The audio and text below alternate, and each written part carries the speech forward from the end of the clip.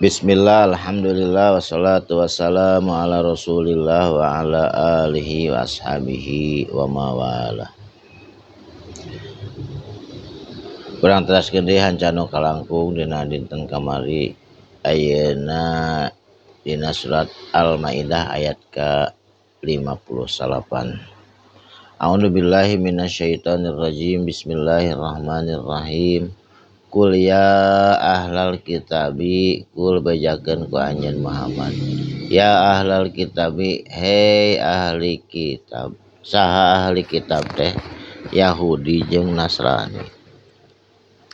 Hal tangkimuna nah anjeun make memandang salah mina ka kuring. Saur Kangjeng Nabi. Illa an amana billahi, hanya lantaran abdi sadayana iman billahi ka Gusti Allah. Jadi make nganggap salah Yahudi Nasrani teh kulantaran urang sadayana iman ka Allah jeung ka Rasulullah. Wa ma unzila jeung naon anu diturunkeun ilaina ka kuring ka kami sadaya, tegasna Al-Qur'an. Nah make nganggap salah. Wa ma unzila jeung naon anu diturunkeun min qablu ti samemeh Al-Qur'an. Tegasna Jabur, Toret, Injil sadayana oge urang teh kedah iman kana eta kitab teh. Sabab eta teh kitab suci anu dilungsurkeun ku Allah.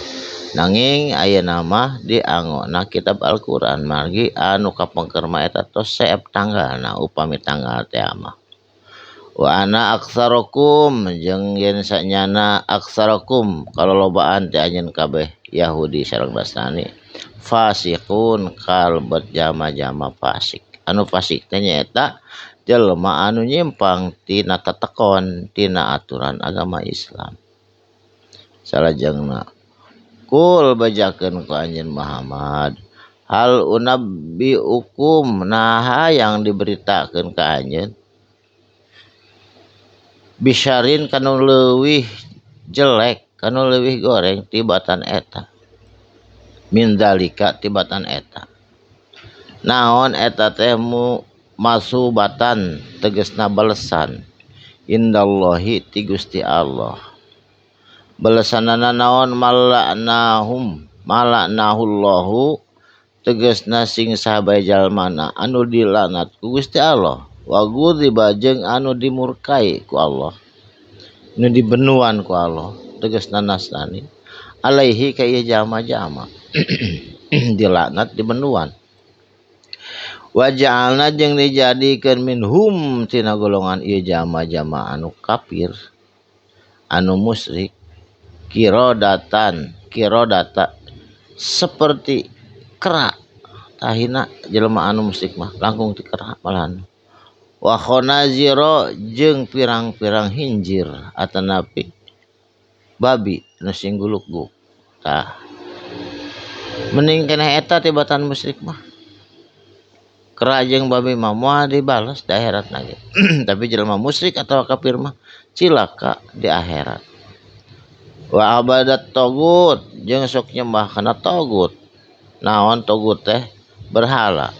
Contohna percaya ke gunung, percaya ke lembah, percaya ke tatangkalan, ke keris, ke naon bae selain ti Allah eta disebutna tagut. Ulaika ari itu kejadian perkara musyrik. Syarrun eta leuwih jelek, leuwih goreng tibatan. Manehna manang salah ka kuring, kana Quran, ka agama Allah. Makana tina tempatna jelek. Wa adallu jeung sesat an sawa as-sabil tina jalan anu lempeng. Tah kitu Yahudi.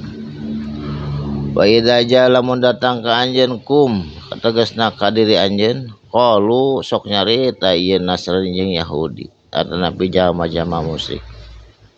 Amana abdi sadayana ge iman cenah ka Allah jeung Rasulna.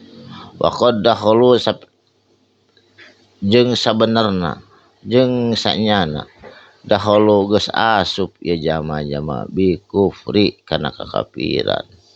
terpercaya ka Rasul, terpercaya ka Quran, eta kafir ngaranna. Wahum jeung itu jama-jama kafir qad kharaju geus kaluar bihi tina aturan Allah, aturan Islam. Wallahu jeung ari Gusti Allah a'lamu eta mah uninga bima kanu tina naon perkara anu bukti yaktumun ku anjeunna disumput-sumputkeun ku Yahudi, disumputkeun ku Nasrani, disumputkeun eta Allah mah maha uninga. Naon disumputkeun teh ketentuan-ketentuan anu direvisi, anu disalah-salahkeun.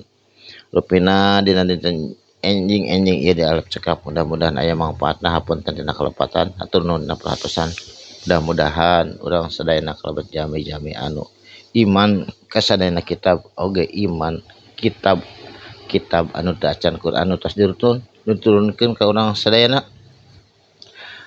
kalayan iman ka Al-Qur'an anu memang Al-Qur'an teh eta salaresna kitab Allah anu tos diturunkeun ka Nabiullah Nabi Muhammad sallallahu alaihi wasallam. Assalamualaikum warahmatullahi wabarakatuh.